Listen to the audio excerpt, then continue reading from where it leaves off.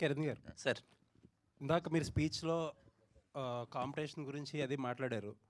Last year last time వచ్చినప్పుడు అమరన్ వచ్చింది, లేకపోతే లక్కీ భాస్కర్ వచ్చింది. మీరు 3 సినిమాలు ఆడినాయి అన్నారు కానీ బట్ ఒక అమరన్ తప్పితే మిగతా 2 సినిమాలు కూడా వాటి టాక్కి వాటి ఎక్స్పెక్టేషన్స్కి ఇంకా కొంచెం అండర్ పర్ఫామ్ చేసినాయి అనే చెప్పాలి. అంటే ఇంకా ఎక్కువ రావచ్చు అనుకున్నారు, బట్ ఇంకా కొంచెం అండర్ పర్ఫామ్ చేసినాయి అనుకున్నారు. బట్ మీ ప్రొడ్యూసర్ గారు కూడా ఒకప్పుడు డిస్ట్రిబ్యూటరే. యూజువల్లీ ఏంటంటే మన దీపావళి అనేది కొంచెం డ్రై సీజన్ మనకి. ఇప్పుడు కూడా మల్టిపుల్ రిలీజెస్ ఉన్నాయి. మిత్రమండలి ఉంది, తెలుసు కదా ఉంది, డ్యూడ్ ఉంది, ఇప్పుడు మీ సినిమా ఉంది. కొంచెం ఈ కాంపిటీషన్ ఇంత టైట్ షెడ్యూల్లో ఒక దివాళీ లాంటి అన్ సీజన్లో అవసరం అంటారా? అంటే నా ఉద్దేశం ఏంటంటే సార్, నా దృష్టిలో కాయ్ is a biggest hit.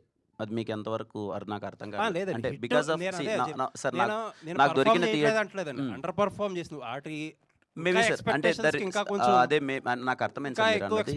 Yeah, చాలా మంది సినిమా చూసి నిజంగా అది 55 50తోనే ఎంతో ఆగింది, నిజంగా 100 కోట్లు చేసే సినిమా అన్నది నేను విన్నాను, అందరూ అన్నారు. కానీ నా ఉద్దేశం ఏంటంటే ఆ టైంకి రావాలనిపించింది, వచ్చాము. మేబీ మాకున్న థియేటర్స్కి, మేము పెట్టిన బడ్జెట్కి దట్ ఈస్ బిగ్గెస్ట్ హిట్ మాకు. అదే ఆబ్వియస్లీ మీరు అదే చెప్తున్నారు, కాంపిటీషన్ వల్ల థియేటర్స్ అన్ని కలెక్షన్స్ అనుకున్న దానికంటే తక్కువ వచ్చినాయి. అంటే ఇప్పుడు దివాళీకి ఫస్ట్ మనమే అనుకుంటా కదా సార్, ఇది ఫస్ట్ 2 నెలల ముందు వేసాం సార్. కేరాంప్ అన్నది దివాళీకి ఫస్ట్ మేమే వేసాం సార్.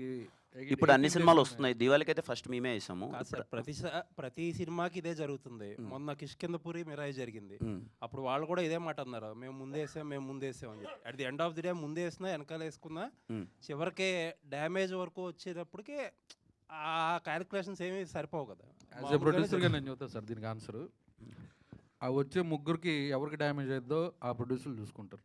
నా సినిమాకి ఏ డ్యామేజ్ అవ్వదు, నాకుండే డిస్ట్రిబ్యూటర్లు అంతా స్ట్రాంగ్ డిస్ట్రిబ్యూటర్లు. నైజాం దిల్ రాజు గారు ఉన్నారు, నాకు కావాల్సిన థియేటర్లు వస్తాయి. నా సినిమా బాగుందనుకోండి 10 రోజులు ఆడుద్ది, బాగాలేదనుకోండి 1 రోజు ఆడుద్ది. I'm prepare for that.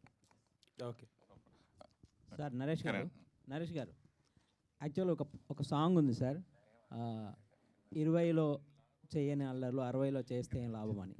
కానీ మీరు 20లో అల్లర్లు చేశారు, ఇప్పుడు 60లో కూడా అల్లర్లు చేస్తున్నారు. అసలు మీ సీక్రెట్ ఏంటి సార్? అంటే ఇది రాగి ముద్ద, జొన్న రొట్టె, కోడి పులుసు.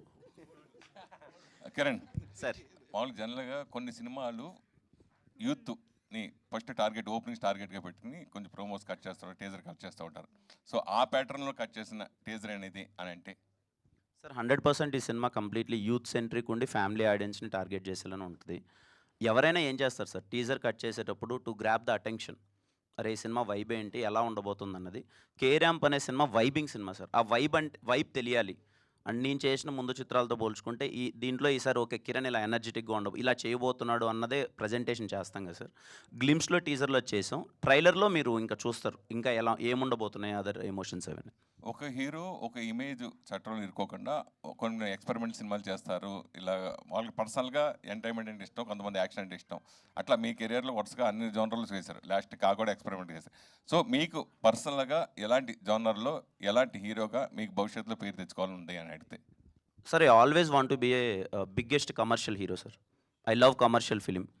ఓకే, ఫార్మాట్ మారుతూ ఉండొచ్చు, ఇయర్ మారే కొద్ది కమర్షియల్ సినిమా డెఫినేషన్ మారచ్చు, but I want to be a commercial hero. Kiran garu sir cart ఎప్పుడు చేస్తారు ఏంటి?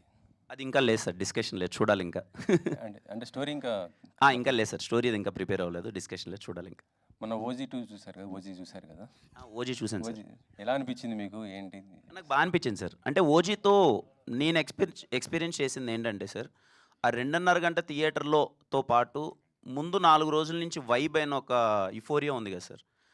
చాలా రోజుల తర్వాత పవన్ కళ్యాణ్ ఫ్యాన్స్ అందరూ, నాకు తెలిసి ఇప్పుడు మేము కాలేజ్ డేస్లో నేను పవన్ కళ్యాణ్ గారికి బిగ్గెస్ట్ ఫ్యాన్. అప్పుడు కట్అవుట్స్ కట్టడం, బ్యానర్లు వేయడం, చాలామంది చదువుకొని అలా వెళ్ళిపోయి జాబ్ చేసుకుంటూ వాళ్ళు సరేలే అని కొంతమంది, అంటే అది ఉంటుంది కదా, ఇంకా పరిగెత్తుకుంటూ ఫస్ట్ డే ఫస్ట్ షో చూడని వాళ్ళు కూడా అలా వెనకాలకి వెళ్ళిపోయిన వాళ్ళు కూడా ఓజీతో నాకు తెలిసి మళ్ళీ అందరూ ఒక్కసారిగా అలర్ట్ అయ్యి ఒక్కసారిగా వైబ్ అయ్యి ఆ ఓల్డ్ డేస్ అంతా గుర్తు తెచ్చుకొని ఆ 2.5 డేస్ని ఆ 4 డేస్ ఆ ప్రీ రిలీజ్ ఈవెంట్ జరిగినప్పటి నుంచి ఆ 3 డేస్ ఎలా అయితే ఒక ఎంజాయ్ చేశారు చూడండి సార్. చాలామందికి నాకు తెలిసి పవన్ కళ్యాణ్ గారు అంటే ఇష్టం ఉన్న వాళ్ళకి మోర్ దెన్ సినిమా ఆ 4 రోజులు వైబ్ అయిన విధానం చాలా బాగా ఎంజాయ్ చేశారు సార్.